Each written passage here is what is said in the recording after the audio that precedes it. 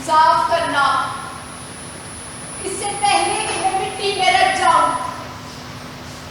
मेरे साथ इंसाफ करना।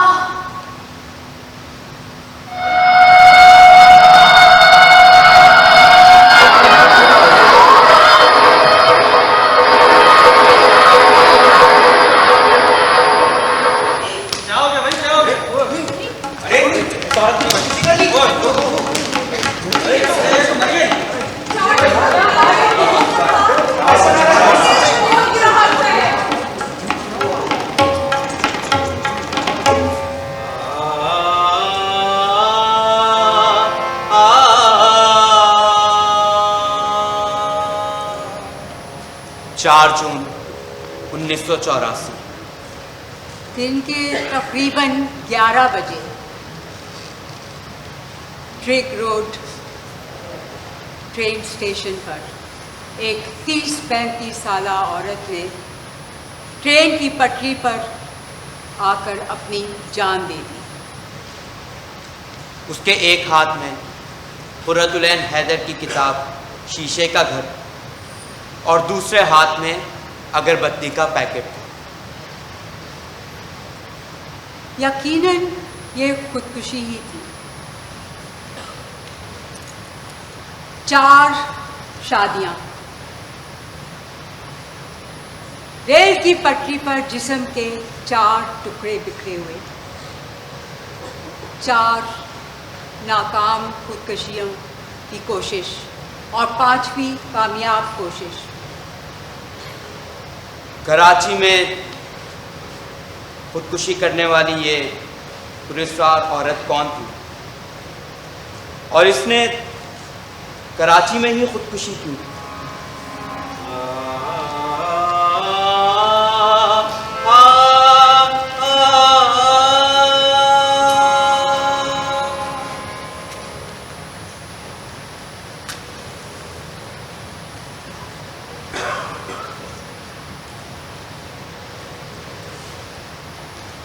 मैं सारा शगुफ्ता हूं।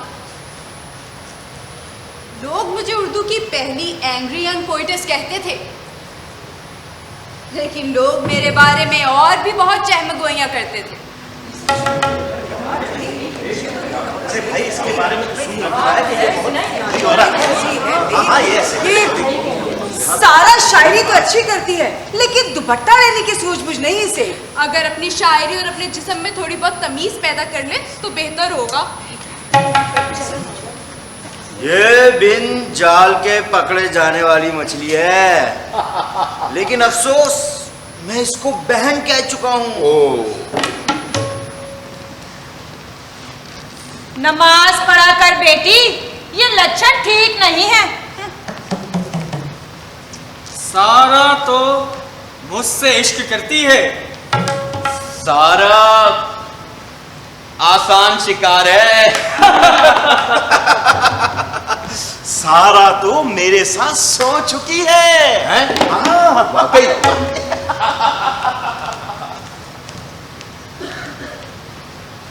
हमने बचपन से ही घर में गुर्बत देखी। हम बहन भाई छोटी उम्र में ही घर बैठकर फूल पिरोते और उन्हें बेचा करते, लेकिन उससे भी हमारी भूख नहीं मिटती थी। हमारा बाप जिंदा था, लेकिन माँ को छोड़ चुका था और हम यतीमों जैसी जिंदगी बसर कर रहे थे। जब मैं पहली बार दुल्हन बनी तो मेरी उम्र 14 बरस थी। 3 साल में 3 बच्चे जन चुकी थी। मैं 2 बच्चों की उंगलियां थामे और एक बच्चे पर बुर्का दाने सब्जी खरीदने जाया करती थी। मैं सब्जी यूं खरीदती थी कि चवन्नी बची रहे। जब काफ़ी सारी चवन्नियाँ जमा हो गई तो मैंने 9वीं जमात की किताबें खरीदी और शौहर की मार पीट के बावजूद अपनी पढ़ाई शुरू कर दी। अब मैं बच्चों को देखती, सारे घर का काम करती और फिर बच्चों को सुलाने के बाद अपनी मैट्रिक के इम्तिहान की तैयारी किया करती थी। एक रोज मेरी भांजी आकर मेरे घर ठहरी। उस वक्त मेरा छोटा बेटा 7 दिन का था। वो रात आधी रात को दूसरे कमरे से चीखने की आवाज आई, खाना खाना। मैं भागी। जब मैं वहां पहुंची तो मैंने देखा मेरा शौहर मेरी भांजी पर चढ़ा हुआ है और मेरी भांजी उसके चुंगल से बच निकलने के लिए हाथ पैर पटक रही है। मैं दौड़कर अपने कमरे में गई और अपनी 1 साला बेटी को उठा लाई और कहा, अगर सोना है तो अपनी बेटी के साथ सो। और उसी रात मुझको तलाक हो गई। बस फिर मेरी मैट्रिक की पढ़ाई भी रह गई। मैं अपने बच्चों को लेकर कराची चली आई। कराची में आके काम शुरू किया, बच्चों की देखभाल करती रही। एक रोज बच्चों का बाप आया और उसने कहा कि वो बच्चों को लेकर जाना चाहता है। उसने कसम खाई कि वो बच्चों को चंद रोज में लौटा देगा। कई दिन गुजर गए लेकिन मेरे बच्चे नहीं आए। महीने गुजरे, फिर साल, फिर 2 साल और फिर कई साल गुजर गए लेकिन मेरे बच्चे वापस नहीं लौटे। मेरी कोख में दर्द उठता है जब मुझे बच्चे याद आते हैं।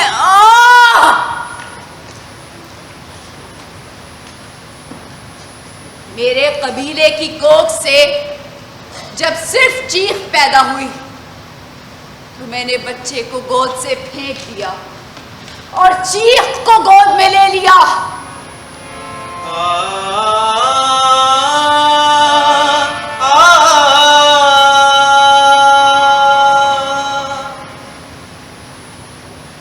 कराची में मुझे फैमिली प्लानिंग में नौकरी मिल गई। वहां मेरे साथ एक आदमी सर्विस करता था जो अपने आप को शायर कहता था। सारा, मुझे आपसे एक जरूरी बात करनी है। आइए रेस्टोरेंट चलते हैं।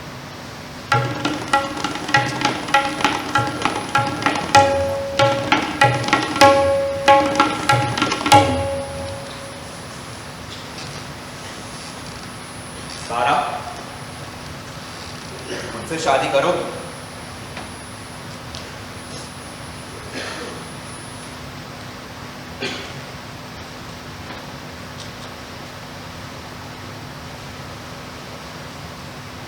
हाँ, कर लूंगी।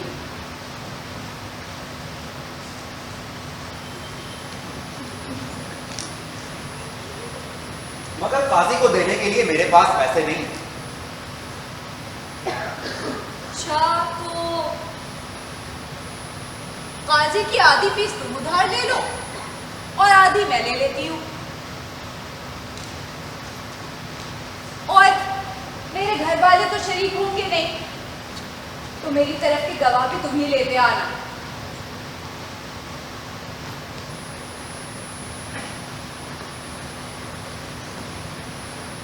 ये थी मेरी दूसरी शादी।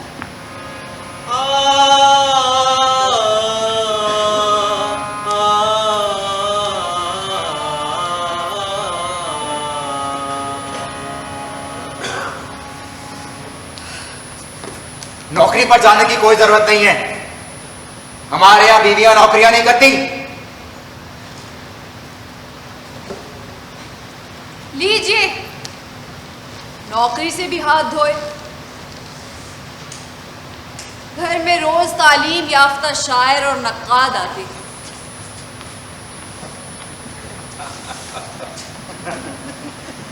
माँ बादे जदीदियत। बिल्कुल, पोस्ट मॉडर्निटी या पोस्ट मॉडर्निज्म। हाँ, ये इस दौर का एपिस्टीम है। लेकिन इसको अभी खुद डिफाइन होना है भाई। जी हुजूर सही कह रहे हैं, बिल्कुल सही है। फलसफे पकते, शायरी बघारी जाती और हम मंतिक खाते। बहुत खूब, क्या नुक्ता उठाया है। मैं इस पर एक मजमून लिख रहा हूँ। अच्छा, आप इस बारे में हमारी राय जरूर लीजिएगा। बिल्कुल। मैं उम्मीद से थी। 7वां महीना चढ़ा था, दर्द शदीद था और भूख बर्दाश्त नहीं होती थी। लेकिन मेरे शौहर के लिए कोख के दर्द के कोई मायने नहीं थे। उसे तो दुनिया के और बड़े बड़े दर्द थे। वो मुझे उसी हालत में छोड़कर मुशायरा पढ़ने चला गया। हर जमाने की एक मखसूस एपिस्टीम होती है। बिल्कुल दुरुस्त फरमाया आपने। और इसको हम नीत्शे, हाइडेगर और सार्थर में बासानी देख सकते हैं। बिल्कुल बिल्कुल सही फरमाया। अरे भाई, चांद भाई ने बुलाया, चलें क्या? अरे चांद भाई, अपने कमर जमीन वहाँ अहमद हमेश भी होगा। अरे चलो। फिर तो मजा आ जाएगा भाई। अच्छी महफिल हो। चलिए। अरे आपको देखेंगे किताब की रोनुमाई में नहीं आया। अरे हुजूर, मैं जरा मजा आ जाएगा। क्या चलाइए। आपने इस तरह की महफिल कभी आगे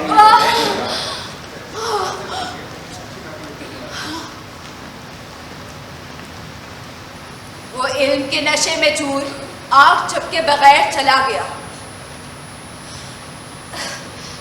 दर्द जब और शदीद बढ़ा तो मालिक मकान मेरी चीखें सुनती हुई आई और मुझे अस्पताल छोड़ आई। मेरी कोख में बेपनाह दर्द और हाथ में 5 रुपए थे।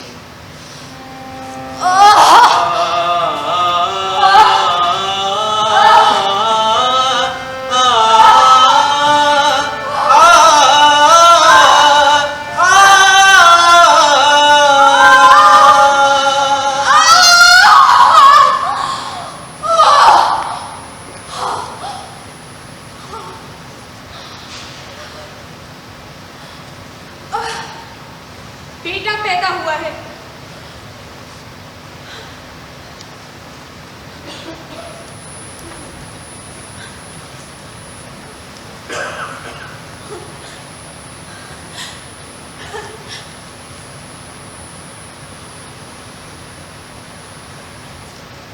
Sister, sister, sister, sister, sister, देखो, देखो मेरे बच्चे को क्या हुआ है।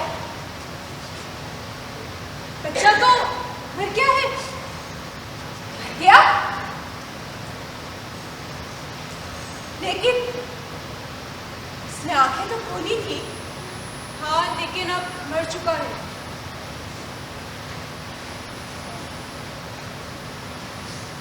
पाँच मिनट,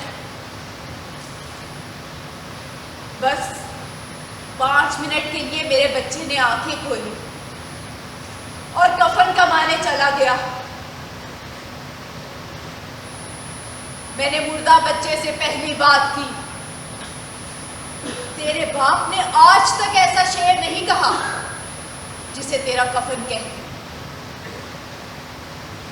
पैदाइश और मौत के 1 घंटे बाद मेरे पास 5 रुपए और एक मुर्दा बच्चा था।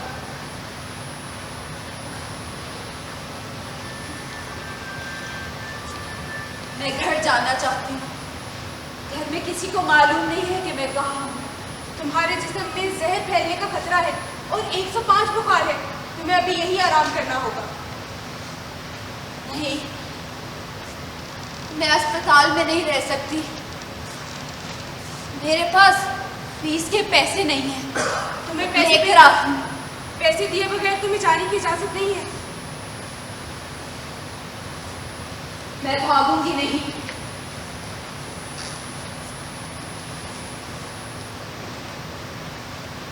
मेरा मुर्दा बच्चा तुम्हारे पास हमारे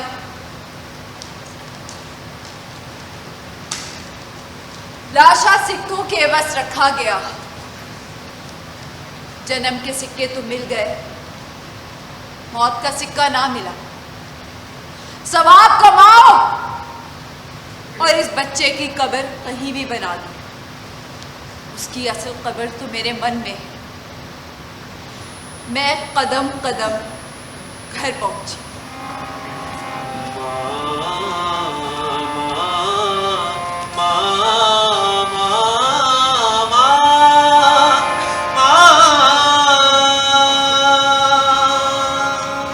भाई वाह, जब पहाड़ ढह जाएंगे अपने ही बोझ से। भाई वाह भाई वाह, क्या कहने। जब पहाड़ ढह जाएंगे अपने ही बोझ से। बहुत उम्दा। जब पहाड़ ढह जाएंगे अपने। बेटा पैदा हुआ था, मर गया।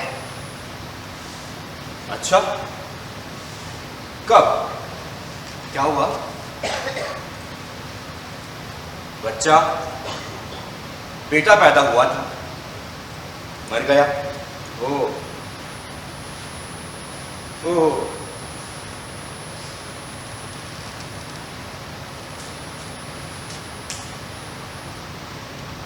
जब पहाड़ ढह जाएंगे अपने ही बोझ से, सूरज जल जाएंगे अपनी ही आग में। वाह भाई वाह, क्या कहने। सूरज जल जाएंगे अपनी ही आग में, तब एक आदमी देख रहा होगा ये मंजर बेजारी से। बेजारी का क्या इस्तेमाल। मैं अपने दूध की, अपने मुर्दा बच्चे की कसम खाती हूं कि मैं शेर लिखूंगी, शायरी करूंगी। शायद कभी ना कभी अपने मुर्दा बच्चे को कफन दे सकूं। घर से डरी हुई औरत कहीं ना कहीं तो चलती है, हाँ पेड़ काटे या उम्र।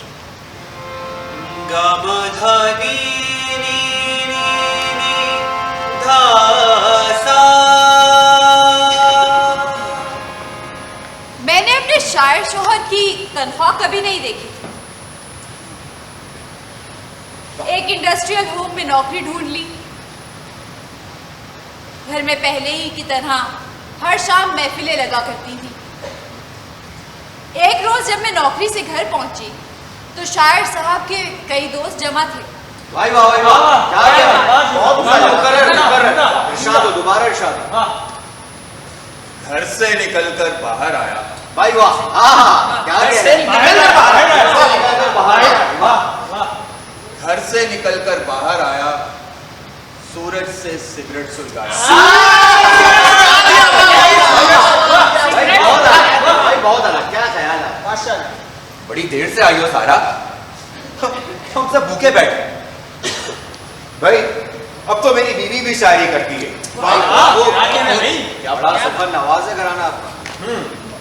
क्या गया। सूरज से सिगरेट सुलगाया। चांद को डाली पर से तोड़ा। चांद को डाली पर से तोड़ा, अजरा के बालों में लगाया।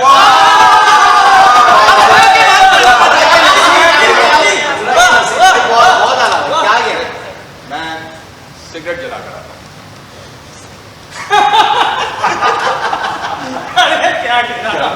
शायरी की। अरे हुजूर, इसको बेहुदा शायरी कहते हैं।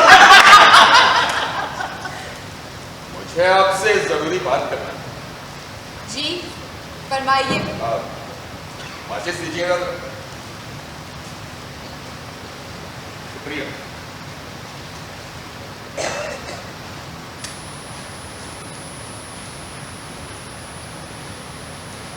लेकिन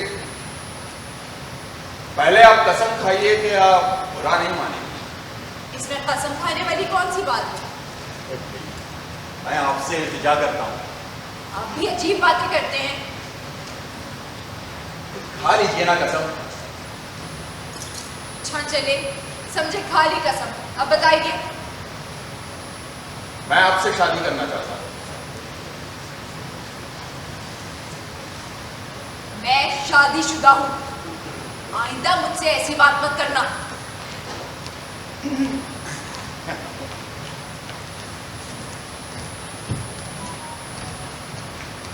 सारा, तुम्हें ये शायर कैसा लगा? अच्छा है, स्मार्ट है, खूबसूरत भी है। चलो खाना खाएं।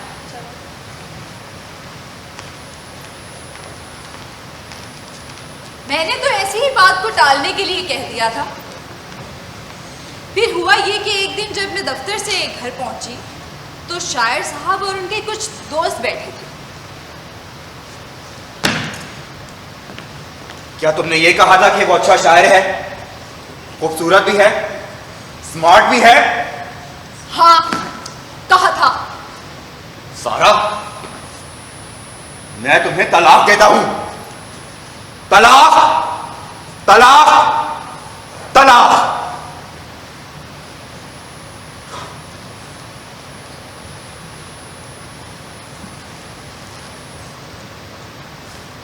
तुम मुझे तलाक दे चुके?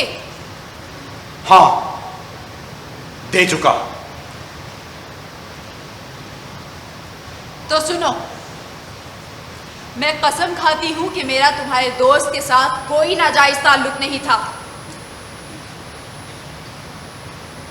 इस घर के 2 दरवाजे हैं, एक से तुम निकल जाओ या दूसरे से मैं निकल जाती हूं।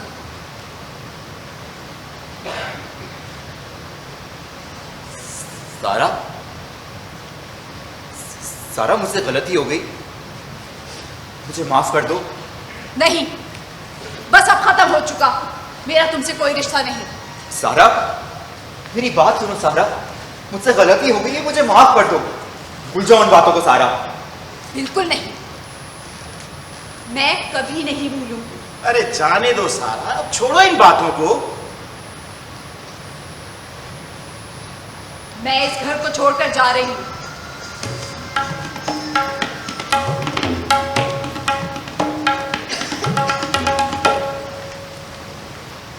सारा ने अलग मकान ले लिया और किराए पर रहने लगी, लेकिन इस दूसरे शायर से वो अपनी जान ना छुड़ा सकी।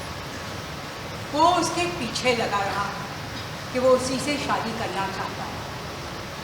घंटों उसके घर के बाहर धूप में खड़ा रहता, कभी किसी के पास जाता, कभी किसी के पास जाता कि उसकी मदद करें और सारा को समझाएं। और वो अड़ा रहा कि किसी ना किसी तरह से उसे सारा से ही शादी करनी है।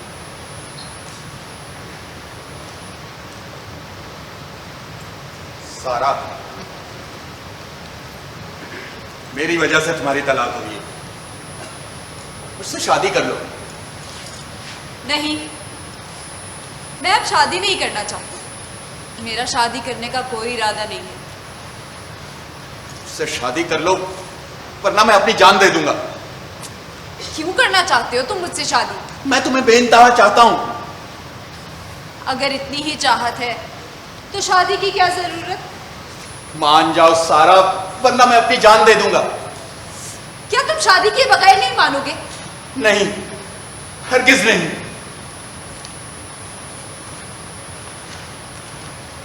तो इस तरह सारा की तीसरी शादी हुई।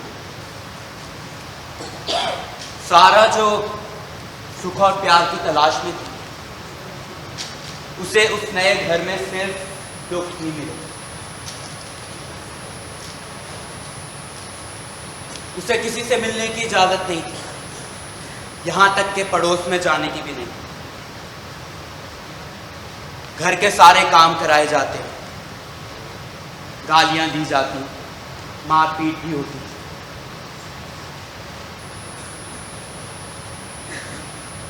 सारा जब उम्मीद से हुई तो उसके शौहर ने उसे इतनी बेदर्दी से मारा कि बच्चा जाया हो गया। उसी घर में उस पर पहली दफा पागलपन का दौरा पड़ा और वो दीवार फैलाकर एक दिन वो घर छोड़ आई। फिर उसने बड़ी मुश्किलों से तलाक हासिल की और दोबारा शायरी करने लगी। मगर सारा की ज़हनी कैफियत बहुत नाजुक हो चुकी थी।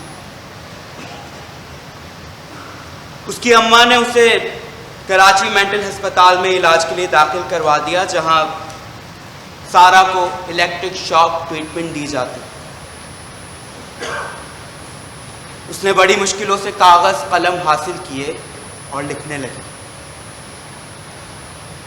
आखिरकार अस्पताल से छुट्टी हुई।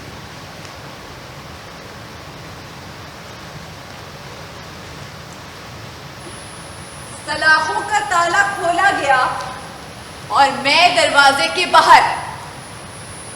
अस्पताल में जो औरतें दाखिल थी सब मेरी सहेलियां बन चुकी थी। मेरे जाने पर रोने लगी। वो मुझे ऐसे देख रही थी जैसे कह रही हो कि सारा अब तुम असली पागल खाने में जा रही हो।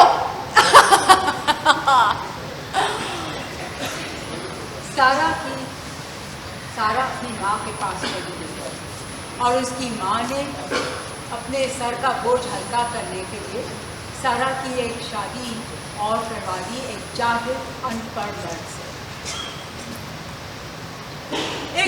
ये सारा की चौथी शादी और इस शादी का अंजाम भी वही हुआ जैसे पहले की शादियों का।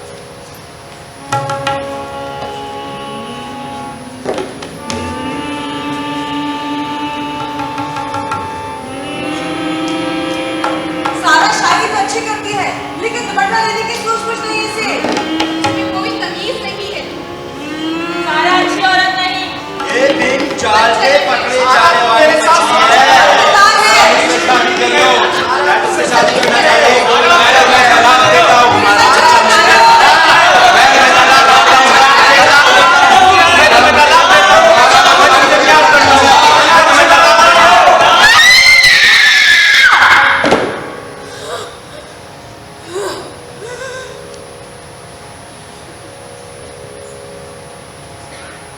मैं शायरी करती रहूंगी। शायद कभी ना कभी अपने मुर्दा बच्चे को कफन दे सकूं।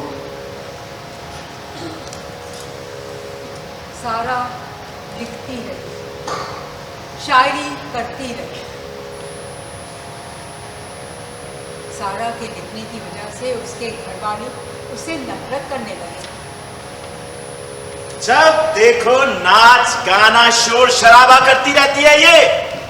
कहीं इसका असर हमारी बच्चियों पर ना हो जाए। अखबारों और रिसालों में हमें सुर्खियां ना बना देना। अरे खानदान की इज्जत तो मट्टी में मिला दोगी। देखो अपनी नहीं तो हमारी इज्जत का ख्याल करो। इज्जत इज्जत थू।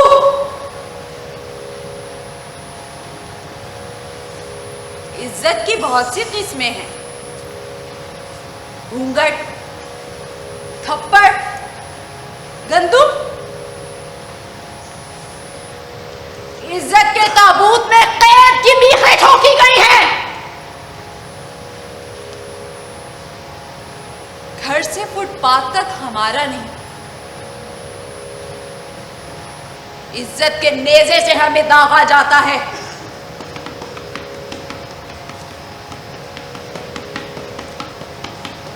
कोई एक रात हमारा नमक चख ले तो एक जिंदगी हमें बेजायका रोटी कहा जाता है।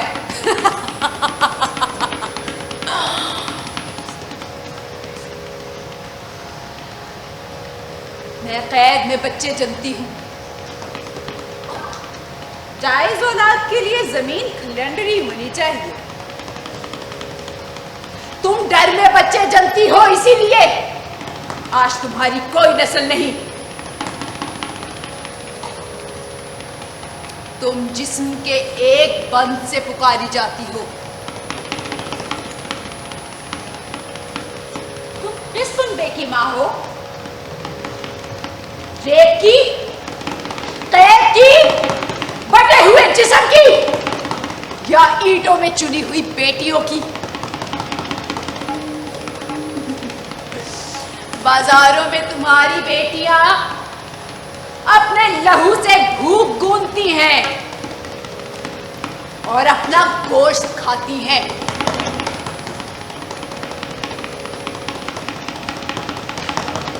ये तुम्हारी कौन सी आंखें हैं? ये तुम्हारे घर की दीवार की कौन सी चुनाई है? तुमने मेरी हंसी में तारुफ रखा और अपने बेटे का नाम सिक्का रायजुल वक्त।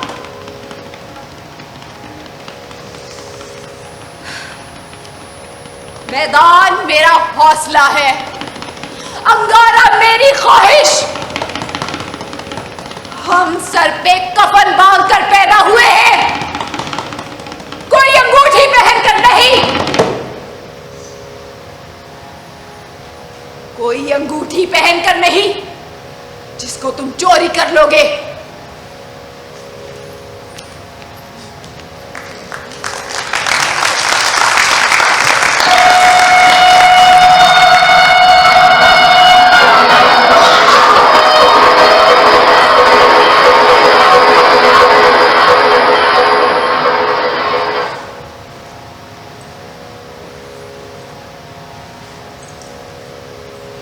तारीख लिखी जो मर्दों ने, तारीख लिखी जो मर्दों ने, हैं कितने अधूरे बाब उसमें। गुम हो गए वक्त की गर्द में जो वो तुमको फिर से लिखना।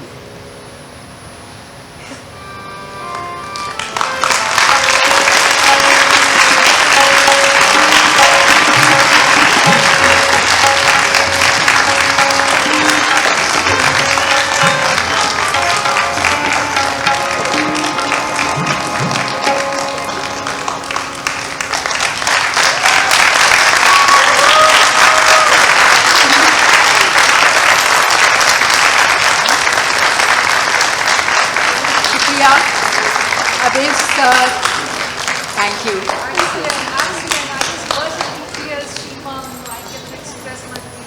Thank you.